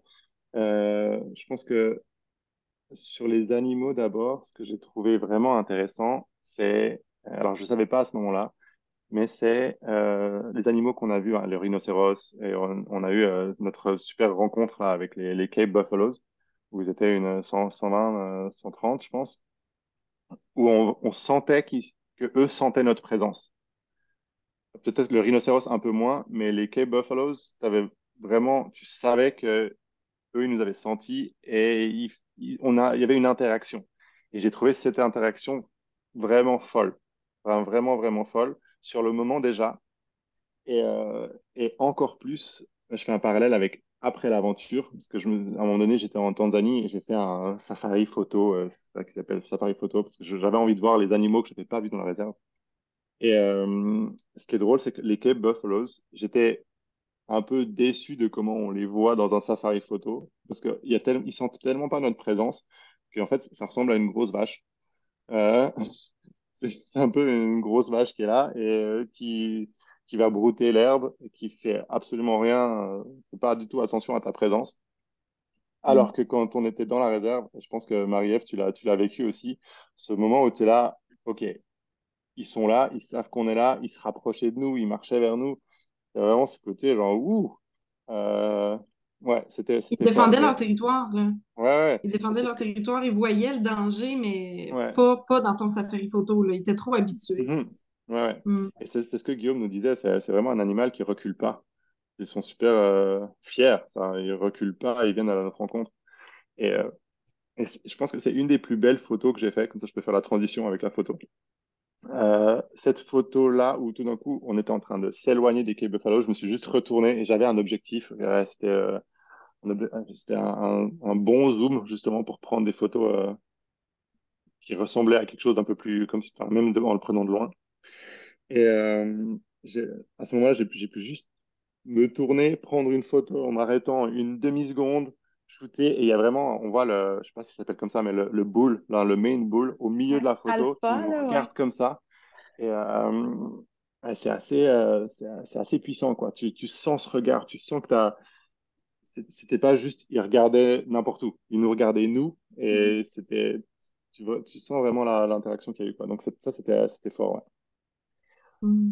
Et après, sur les autres, le reste des photos, c'était intéressant. Alors, je fais un petit peu de photos à l'extérieur, mais pas trop, trop. Parce Bon, que, là, attendez, là, on va préciser. Didier, il fait vraiment des belles photos. Puis moi, je trouve que c'est un très bon photographe. Donc là, ceci étant dit, continue. C'est assez, là, de minimiser les talents, là. non, non, mais Ouais, ouais, c'était une petite aventure, des petites photos, des petits. non, je minimisais pas la qualité de la photo. C'est juste que je fais pas beaucoup, enfin, je passe pas ma vie à faire de la photo. Donc, j'aime bien faire des photos. Je trouve que ça apporte quelque chose. J'aime bien l'angle. Et je crois que c'est toi, Marie-Ève, qui disait ça dans un des premiers podcasts où tu parlais de la photo et tu disais, euh, en fait, quand tu peux reconnaître qui a fait quelle photo, La Mm. signature. quasiment, parce qu'il y a Mhm. une espèce de signature, ouais. Mhm. Et Mhm. effectivement, je pense que c'est assez le cas. Après, j'avais aussi un style de photo, parce que j'ai pris les photos des animaux, mais j'ai aussi pris les photos du groupe. Et Mhm. c'était intéressant de faire cet exercice-là. Euh, et je l'ai surtout fait quand on était tous ensemble, pas quand on était enfin, dans nos défis un peu solo. Ça faisait pas tellement de sens d'avoir l'appareil photo, donc je l'avais pas. Souvent, je le prenais pas. Mais là, je me suis dit, bah, on est tous ensemble, je vais faire des photos. Et c'était vraiment instructif parce que j'avais jamais fait ça. Je suis pas un photographe de mariage, etc. C'est ça que je disais, je fais pas des photos tous les jours. Euh, mais c'était drôle parce que j'avais un zoom, mais donc le zoom, je pouvais aussi l'utiliser pour me rapprocher des personnes. Et à un moment donné, je me suis rendu compte que je me suis senti un peu mal à l'aise en faisant mes photos parce que j'ai l'impression que je rentrais dans l'intimité de la personne ou dans l'intimité d'une discussion que deux personnes pouvaient avoir parce que c'est un peu comme si j'étais une mouche qui écoutait quelque chose. Parce que j'étais loin, je pouvais être à 10, 15 mètres et je faisais une photo où je pouvais prendre un portrait de quelqu'un qui était, enfin, comme ça, quoi. Et ce qui était aussi drôle, et ce que j'ai réalisé, c'est que en faisant des photos et en ayant un zoom, c'est comme si j'avais des jumelles. Je voyais les gens parler et ça me permettait de filtrer à travers toutes les autres conversations qui se passaient. Je pouvais entendre ce que la personne disait, mais à 15 mètres de moi, parce que j'arrivais à lire en même temps sur les lèvres de la personne. Donc ça, c'était assez drôle. Et ouais, ça c'était. J'ai commencé à faire pas mal de photos en fin de première journée, juste après justement les Cape Buffaloes. Là, quand on s'est arrêté, on a tous eu besoin de se remettre un peu, de nous remettre de nos émotions. Et après dans le camp.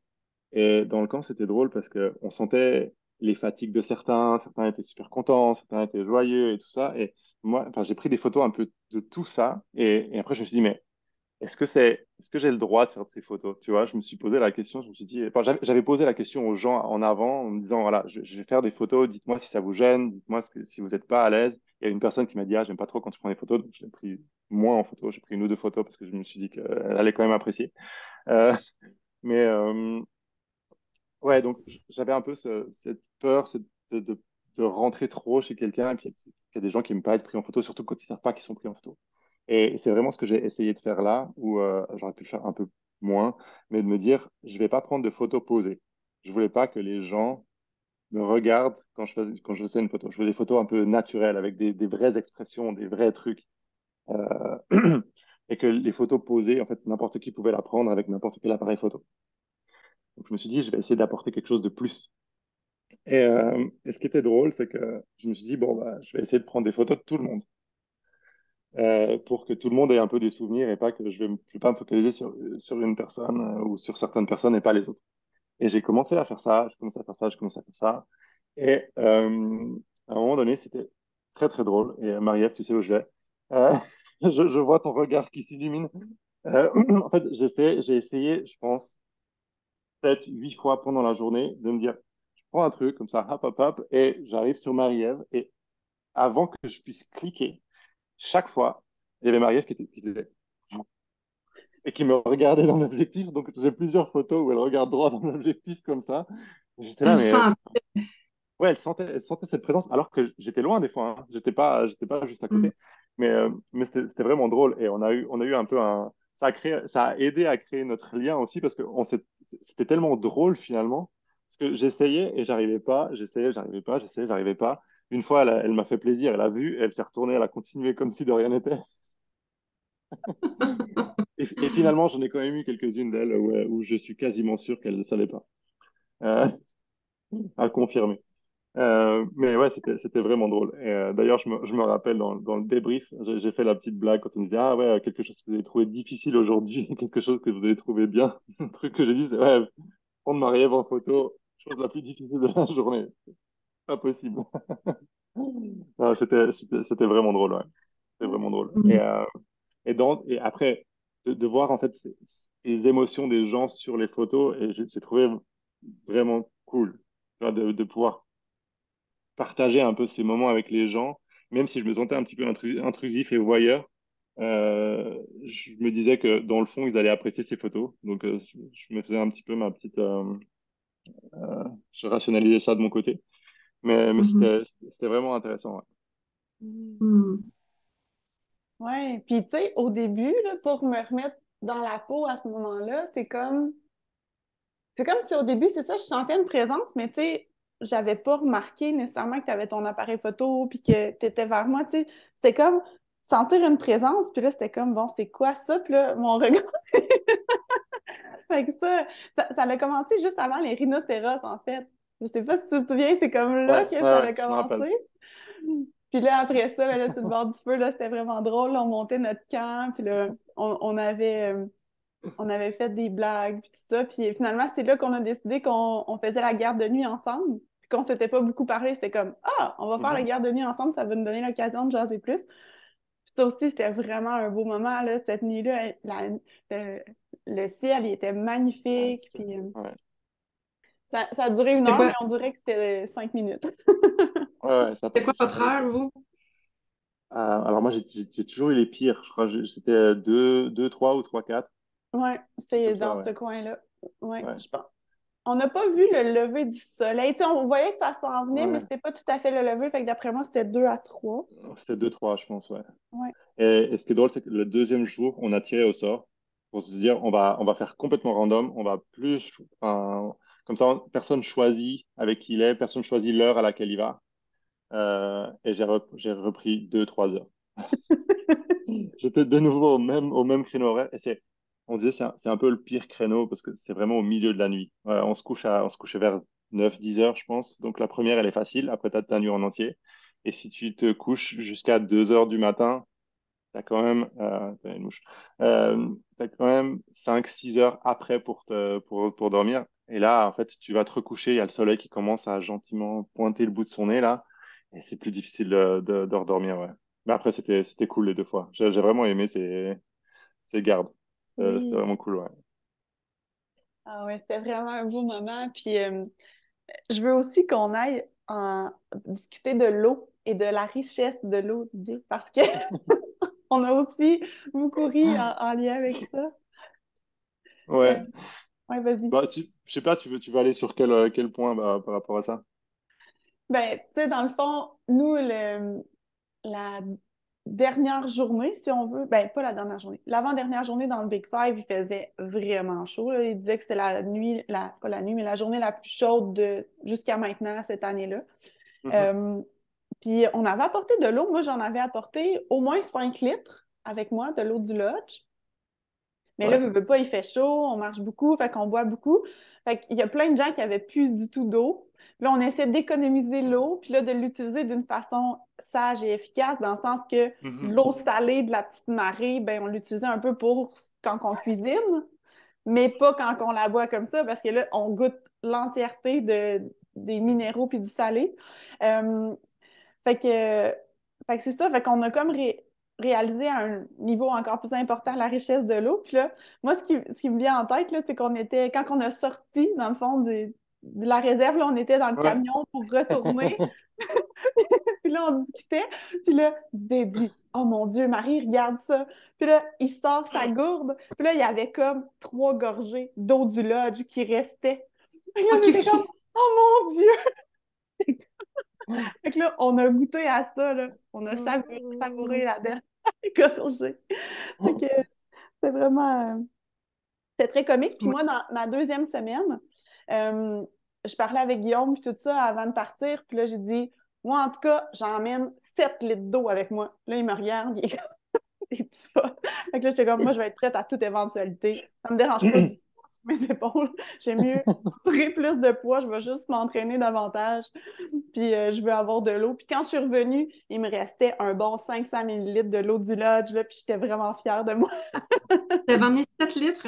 Ouais, j'ai amené 7 Oh, litres wow. d'eau dans Ah, la... 7 litres, ça fait quand même beaucoup, hein. Ouais, mais Ouais. je savais que j'étais capable de le transporter, là, fait que ça Ouais. a vraiment bien été, ouais. Mm. Moi, la première fois que j'ai goûté la fameuse eau salée, là, c'est pas la meilleure expérience de ma vie.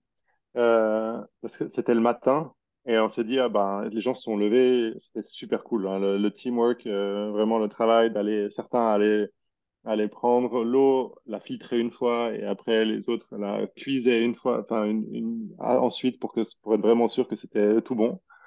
Et après on mettait encore les pastilles, je crois, dedans. Donc c'était double ou triple filtration. Ouais, mais pas moi. Moi, je n'utilisais pas les pastilles, mais Ouais, oui, il y en a qui ont fait ça. Ouais. ouais, je me rappelle plus. Peut-être que sur le petit-déj, je pense que j'ai mis les pastilles dans la gourde seulement, dans la bouteille d'eau. Et ce matin-là, j'ai eu la mauvaise idée comme petit déjeuner, enfin de déjeuner, parce que on est au Canada, vous êtes comme en Suisse, on dit aussi déjeuner. Euh, euh, vous appelez ça, c'est du gruau, hein, c'est ça? Ouais. Ouais. Et c'était du gruau pomme cannelle que j'avais. Et pomme cannelle salée, c'était pas bon, hein. C'était vraiment pas bon. Et au début, j'étais là, mais pourquoi c'est pas bon comme ça? La nuit, enfin, la nuit dans le camping, enfin, camping et tout, j'étais pas très réveillé. Je pense que quand j'ai commencé à manger, j'ai mangé ça, mais ce truc-là, il a un goût bizarre. C'est la première fois que je testais cette nourriture-là. Ah, mais c'est vraiment bizarre. Et après, j'ai réalisé que c'était de l'eau salée. Je me dis, ah, mais c'est pour ça. Et c'est un peu comme si tu prends du café salé, c'est que tous ces trucs-là, il y a une espèce de réflexe là qui revient au niveau de la gorge.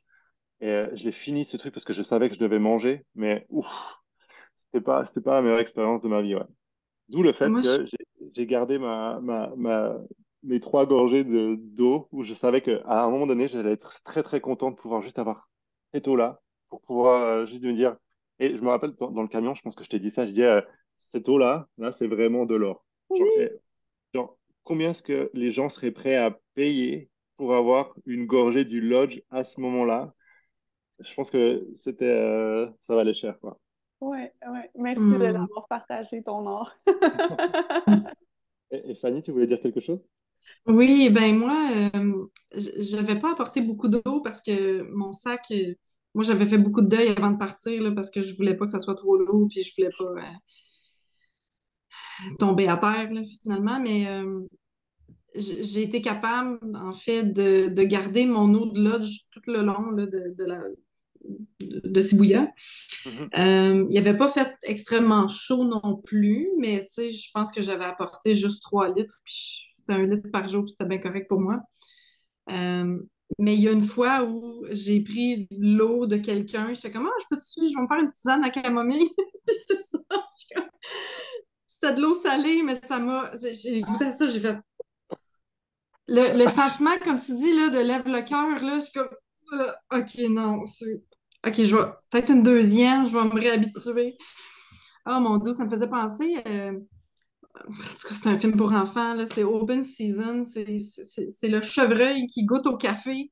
Puis là, il goûte au café, mais c'est comme il en veut plus parce que ça lui donne un high, mais il trouve ça dégueulasse. Fait que là, il goûte. Puis, en tout cas, bref, j'avais l'air de ça avec ma tisane à camomille. J'avais envie de la boire, tu sais.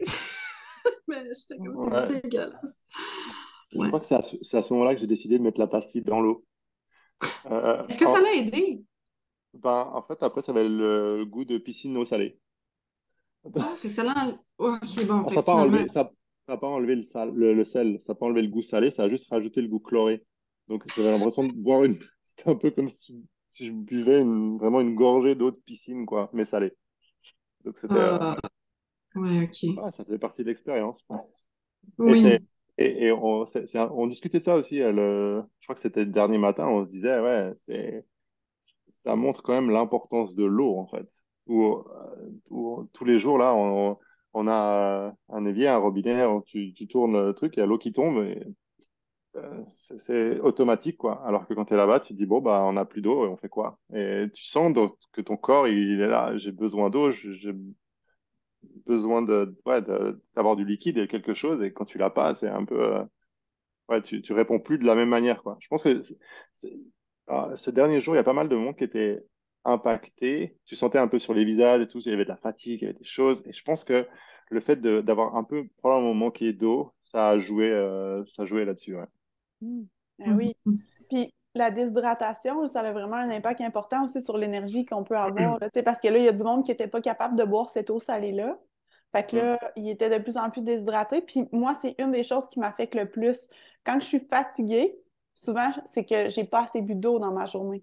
Fait que moi, il y a un impact vraiment direct. Fait que je le savais que c'était important, c'est pour moi. Puis un truc aussi pour les personnes qui vont peut-être écouter puis aller boire l'eau de ce magnifique état, c'est de mettre des électrolytes dans l'eau. Moi, je trouve que c'est, pour avoir fait des tests, là, c'est vraiment ça le mieux. Parce que la deuxième semaine, je prenais l'eau salée, je ne l'utilisais pas pour ma nourriture, mais je l'utilisais vraiment pour boire comme ça, mais je mettais mon sachet d'électrolytes.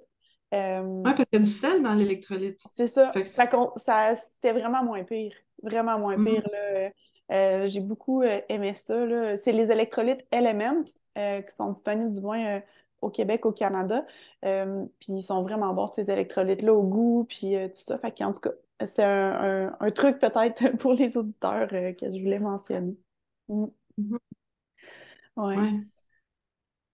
Fait que la richesse de l'eau, en effet, hein, mais c'est comme n'importe quoi, hein. Quand on a ça dans notre vie, c'est comme notre santé. Tu sais, quand on a notre vie puis qu'on se sent bien, ben on voit pas la valeur de ça. Puis au moment qu'on a un petit rhume ou on se blesse à quelque part, Mhm. c'est comme oh mon Dieu, c'est là qu'on l'apprécie. C'est la nature humaine est bizarrement faite, mais c'était un Mhm. beau reflet de ça, là, vraiment. Ouais, Mhm. carrément. Super, Didier. Ça passe tellement vite. J'aimerais ça Mhm. que tu restes avec nous toute l'avant-midi.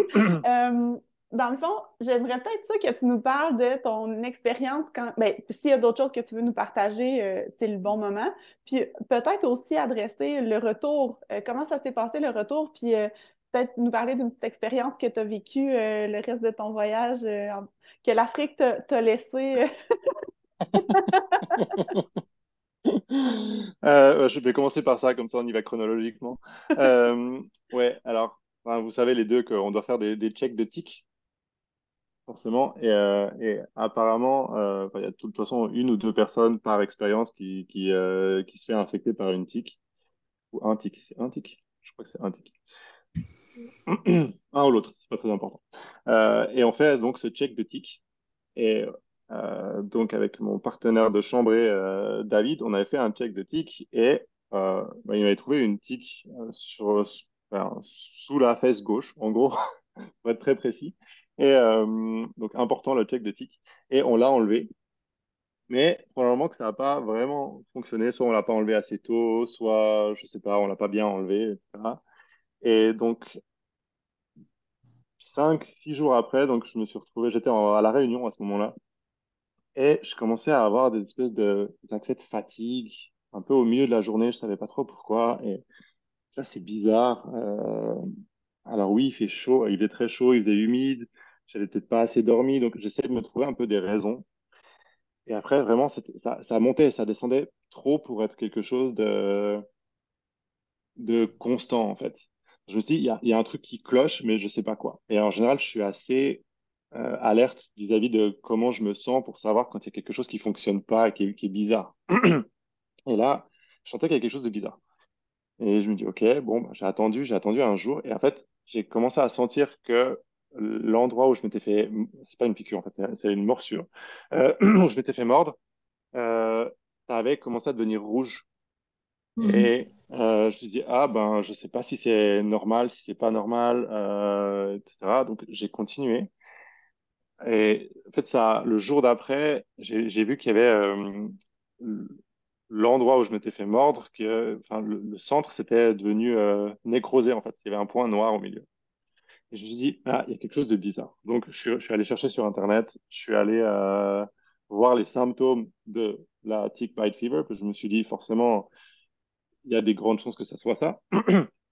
Et je suis tombé là-dessus et j'avais, je pense, il y avait une liste 10 symptômes et c'était genre bingo, bingo, bingo, bingo, bingo. Voilà, ok, bon, bah, j'imagine que c'est ça. Et donc, il a fallu que je me trouve un médecin. J'ai pas eu de chance en plus parce que les médecins étaient en grève ce jour-là. J'ai dû, j'ai dû trouver un médecin qui avait décidé, c'était une grève de 2 jours, un médecin qui avait décidé de ne pas faire la grève le deuxième jour, mais c'était genre mon troisième médecin, quoi. Parce que je me suis dit que j'avais besoin de vraiment voir un médecin pour qu'il me donne des antibiotiques parce que sinon, j'avais regardé les symptômes et comment ça évoluait. Et en fait, si tu le guéris pas, ça peut faire 2 semaines où tu te sens pas bien, après ça va mieux et après ça repart 2 semaines. En fait, c'est difficile de vraiment, je sais pas si c'est un parasite ou je sais pas ce que c'est, mais il faut vraiment Mhm. l'éliminer. Donc je suis allé voir mon médecin et donc j'ai eu le droit à une cure d'antibiotiques de 10 jours après pour que ça passe. Et après 2 jours après avoir commencé les antibiotiques, ça allait déjà beaucoup mieux. Donc voilà, Mhm. un Hmm. petit cadeau de l'Afrique, effectivement. Et Un peu semblable, ouais, ouais, vas-y. je m'allais dire un peu semblable à toi. Moi, c'est avant de partir, je me suis magasiné une sinusite, fait que Ah j'étais ouais, sur les antibiotiques au début même de l'expérience de l'Afrique, là. ok. Ah ouais. Ouais, c'est pas super. est-ce que tu penses que ça a aussi joué sur le fait que tu te sentais pas bien la première journée, d'être sous antibiotiques et tout ça? Ah, peut-être. Parce que souvent, on dit que les antibiotiques, c'est pas forcément conseillé d'être au soleil, d'avoir de l'exposition au soleil beaucoup ou de la chaleur. Donc, peut-être, je sais pas. Peut-être que ça a pu jouer aussi là-dedans. Oui, ça se peut. J'ai pas pensé. Hmm. Ouais, j'ai pas Parce que pensé à ça, mais ça ouais. se peut. Ouais. Parce que j'ai été peut-être 3 ou 4 jours, quand même, là, les 3, 4 premiers jours là, sur les Hmm. antibiotiques. Ouais, ouais, ouais. Hmm. À faire des sinus rinces, là, tu sais, c'est comme, je peux-tu me faire ça, moi, sur le bord de mon feu, dans la nuit solo? C'est accepté dans Ou le dans ces bouillons avec matériel l'eau qui ne compte salée? pas? Ouais, C'est ça, médicaments, c'était bon. c'est ça, ouais. Ouais, ça se peut, effectivement. Hmm. Ouais. Puis sur le reste du voyage, alors j'ai eu une autre aventure à un moment donné où je faisais de la randonnée et j'ai pris une branche d'arbre dans l'œil quand j'étais sur l'île Maurice et j'ai dû trouver un autre médecin. Donc c'était drôle, j'avais un gros patch comme ça sur l'œil. Je me suis vraiment dit bah c'était l'aventure quoi. Mais encore une fois, c'est assez drôle maintenant que j'y repense parce que donc je me suis pris la branche d'arbre mais vraiment dans l'œil comme ça. Où j'ai tourné la tête et c'est arrivé dans le coin de mon œil. Et ben, je voyais plus très bien, en fait, de cet œil-là. C'était un peu trouble. Et je me rappelle que sur le moment, je me suis dit, j'avais limite fait le deuil de mon deuil, quoi. J'étais là, bon, bah, j'espère que ça va revenir, mais si ça revient pas, bah, il va falloir faire sans, quoi. Euh, et après coup, j'étais là, mais purée, à ce moment-là, j'étais vraiment très, très, genre, ouvert à fond en me disant, bah, s'il faut faire des deuils, il faut faire des deuils, ma foi, t'es là, et tu le fais, quoi. T'as pas le choix. T'as pas le choix, quoi. Tu tires le meilleur, mais si c'est plus là, c'est plus là. Donc, ça sert à rien de, de, de passer trop de temps à se morfondre sur ce truc-là, parce que c'est un peu le principe du contrôle ce que tu peux contrôler, quoi. Là, je pouvais plus contrôler ça. Et après, je suis allé voir une pharmacie qui m'a envoyé chez un opticien qui m'a envoyé chez un ophtalmo, qui était trop chou, hein, très, très sympa. Et l'opticien, il a fait les appels pour moi pour trouver un ophtalmo qui pouvait me recevoir. Hmm. Donc ça, c'était vraiment, vraiment bien de sa part. Ça m'a beaucoup aidé. Et ouais, donc après ça, j'ai eu encore genre 2 semaines, je pense. Et je suis rentré et c'était drôle parce que j'avais un camp d'arbitrage de foot, parce que je suis arbitre de soccer euh, ici. Et en fait, ce qui est drôle, c'est que enfin, c'est un camp d'arbitre où on est une soixantaine de personnes, ou 70 peut-être. Et c'est vraiment pas les mêmes genres de personnes que j'ai rencontrés dans mon voyage. Enfin, autant dans Psychome Origins, c'est vraiment des gens très très bienveillants, très très ouverts, où on pouvait discuter, voilà, c'était assez fou. Sur le Kilimanjaro aussi, je suis tombé dans un groupe d'Américains qui étaient très très sympas, aussi très ouverts, on a pu avoir des grandes discussions sur à peu près tout et n'importe quoi. Et là, je suis arrivé, c'est un peu ce côté s- soccer plus arbitre qui est assez fermé dans une boîte. Il faut agir d'une certaine manière. Et en fait, enfin, je suis rentré le jeudi et je repartais le samedi en camp de préparation pour une semaine. Et les 3 premiers jours, j'étais là, mais qu'est-ce qui se passe? Pourquoi je me sens pas bien? C'était bizarre, je me sentais pas à l'aise. Et j'avais pas réussi à comprendre ce qui se passait. Et en fait, j'ai juste réalisé que je m'étais un peu pris un mur en mode, j'avais voulu être un peu vulnérable avec ces gens-là, sauf que ces gens-là, c'est pas des gens qui sont bienveillants avec la vulnérabilité des autres de manière générale. Tu vois, c'est un peu le principe du clan où quand on a un qui détonne un petit peu du reste, tu as tendance à l'exclure plutôt que d'essayer de l'inclure. Et donc, il m'a fallu 3 jours pour vraiment comprendre ça. Et après, j'étais là, bon, bah, c'est pas grave, je vais mettre ce masque-là, ça va me faire passer la reste de la semaine. Et puis voilà, malheureusement, je peux pas le faire là, mais c'est comme ça. Mais ouais, c'était un dur retour à la réalité, mais à la fois, ça m'a aussi appris plein de choses. Enfin, ça m'a appris ouais, j'ai pu réaliser certaines choses grâce à ça aussi. Donc, c'était intéressant comme expérience aussi. Fait que c'est comme la valeur de l'écoute puis du respect de l'autre, là, tu sais, dans toute son authenticité puis ses couleurs, là, que tu as réalisé que c'était pas tout le monde qui avait ces aptitudes-là, qui avait développé ces Mhm. aptitudes-là? Ouais, et puis ça les intéressait pas, en fait. C'est pas quelque chose qui est dans leur vie, ils font juste leur truc, ils veulent juste atteindre un certain but qu'ils se sont fixés, Mhm. mais pas avec forcément beaucoup d'écoute ou de choses. Enfin, c'est plus centré sur eux-mêmes, plus que sur les autres. Donc, il y a beaucoup de caractéristiques qui étaient très, très différentes des gens que j'avais rencontrés le reste de l'aventure, quoi. Mhm. Mhm. Beaucoup plus individualiste, Mm. comme la majorité des sociétés Ouais, ouais, industrielles. ouais. Ouais. Mhm. Mm. Et là, il y a une autre image qui vient de descendre. Il faut que je la partage parce que je me dis, si on réécoute ça Didier dans 10 ans, ben, il faut qu'on se rappelle de ce beau moment-là aussi.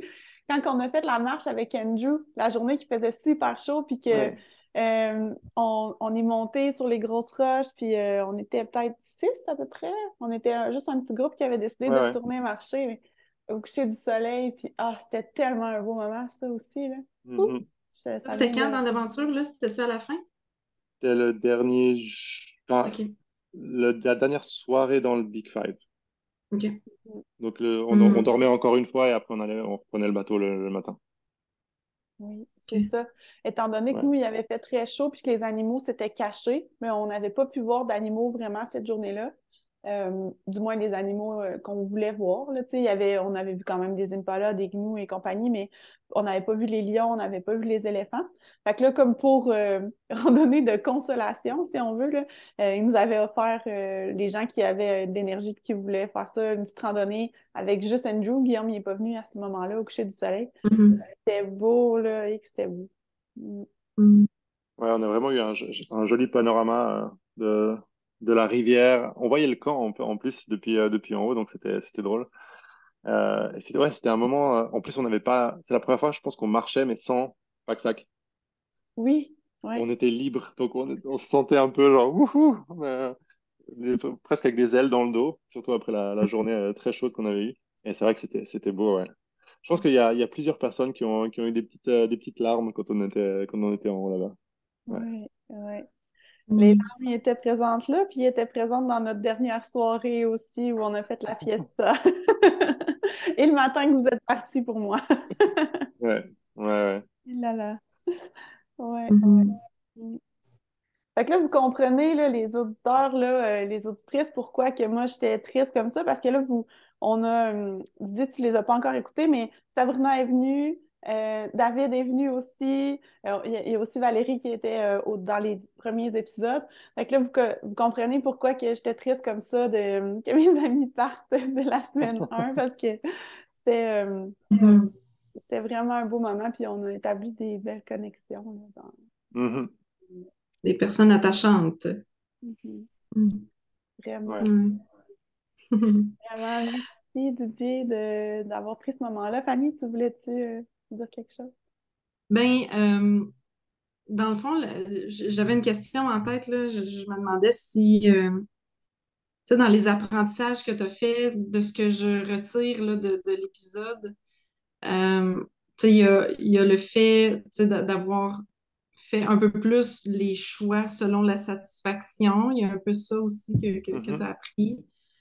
Euh, qu'est-ce qui, tu sais, qu'est-ce qui ressort le plus, dans le fond, de cette expérience-là? Mm. Autre probablement que même la communication, tu sais, le fait d'être capable de s'ouvrir puis de se vulnérabiliser pour une relation. Mm. Euh, qu'est-ce que qu'est-ce qui ressort? Je pense il y a plusieurs points qui, pour moi, ont été, enfin, que je peux ressortir comme ça. Je pense que le premier, c'est de réaliser que j'ai besoin de beaucoup moins de choses que ce que je pense. Mhm. Mhm. Ça, je l'ai réalisé très très tôt. Et quand j'ai dû faire mes choix, là, c'était ça a bien montré que j'avais fait mes deuils des choses qui n'étaient pas importantes. Mhm. Et que finalement, la priorisation des choses est vraiment très très importante pour. Enfin, si on a du coup on a besoin, finalement, on se sent bien, quoi. Et souvent, peut-être qu'on se sent mieux que si on se parasite avec des choses dont on n'a pas besoin. Mhm. C'est une des leçons. L'autre leçon, c'est de me dire que clairement, je suis capable de faire plus que ce que je pense. Mm. Euh, J'aime bien me donner un peu des défis et de sortir de ma zone de confort. J'ai tendance à revenir trop vite dans ma zone de confort. Mais, euh, mais d'avoir fait ça, j'ai vraiment ça me donne vraiment des exemples concrets de choses que j'ai pu faire qui étaient en dehors de ma zone de confort, dans lesquelles j'étais très, très à l'aise, où j'étais pas du tout en mode panique générale parce que c'était pas dans ma zone de confort, quoi. Donc ça, Mhm. c'est vraiment quelque chose que j'ai pris avec moi de cette aventure-là. Ouais. Mm. Puis ça fit aussi là, avec, tu sais, quand tu as terminé l'aventure, tu sais, tu te disais, puis ce que tu as parlé au début de l'épisode aussi, c'est comme, ah ben là, j'ai réussi à le faire, fait que c'est facile.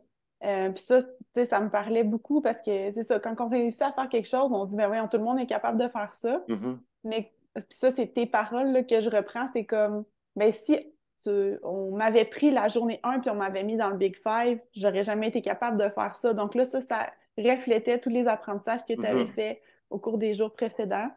Euh, Ça nous aide un peu à remettre un peu de valeur pour nous-mêmes sur ce qu'on a fait parce que mhm, je pense que des fois, on a tendance à comme balayer un petit peu nos, nos améliorations, nos apprentissages, nos petites fiertés. Tu sais, c'est comme, bah, tu Mhm. sais.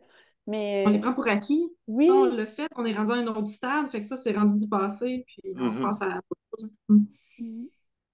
c'est vrai Ouais. que n'importe qui peut faire ça. Ça, c'est tout à fait vrai. Mais ça ne veut pas dire pour autant que ça n'a pas de valeur, puis qu'on ne s'est pas investi, puis que on peut pas se féliciter, tu sais, d'avoir osé faire ça, puis d'avoir appris ça. mhm. Mhm. Mm. Ouais, complètement. Il faut juste se le rappeler de temps en temps. Soit avoir quelqu'un d'autre qui nous le rappelle, soit nous avoir une espèce de petit rappel quelque part, Ouais. comme un Ouais. podcast à réécouter ou quelque chose comme ça. Oui, Ouais. Ah. super. C'était un beau moment, vraiment. Puis, il me semble qu'il y a une autre chose qui m'était venue en tête tantôt, mais ça c'est reparti, là. Donc, euh, c'était vraiment un beau moment. Merci d'avoir pris ce temps-là avec nous ce matin. Puis, Oui. je pense que les gens, tu sais, c'est sûr qu'ils vont apprendre des choses dans ce podcast-là. Puis, je suis sûre que ça va motiver des personnes à vivre l'expérience, tu sais. Sur le mot de la fin, tu sais, qu'est-ce que tu dirais à quelqu'un qui veut vivre Psychomorigine ou qui veut oser réaliser un de ses rêves, peu importe c'est quoi? Ben, en tout cas, je pense que sur Psychom Origin, c'est vraiment de vivre son expérience. Chacun a une expérience différente et il n'y en a pas une qui va être mieux que l'autre. Chacun doit vivre son expérience et pas chercher à... Ouais, je pense que c'est ça, c'est être ouvert sur le résultat de l'expérience tout en allant chercher des choses qu'on a envie d'aller chercher, mais en restant très, très ouvert, en disant, forcément, en allant là-bas, on va découvrir des choses sur les gens, sur nous-mêmes, sur notre façon de fonctionner qu'on ne connaissait pas. Et je pense que c'est important d'être ouvert sur ces choses, même si elles vont probablement nous surprendre sur le moment. Donc ouais, mais c'est vraiment, je pense que c'est le conseil, c'est vraiment vivre l'aventure à fond. Ça passe très très très vite. Euh, donc ouais, vivez-le à fond, profitez des gens, profitez de ce que vous allez en retirer, quoi. Mm. Ouais. Hmm.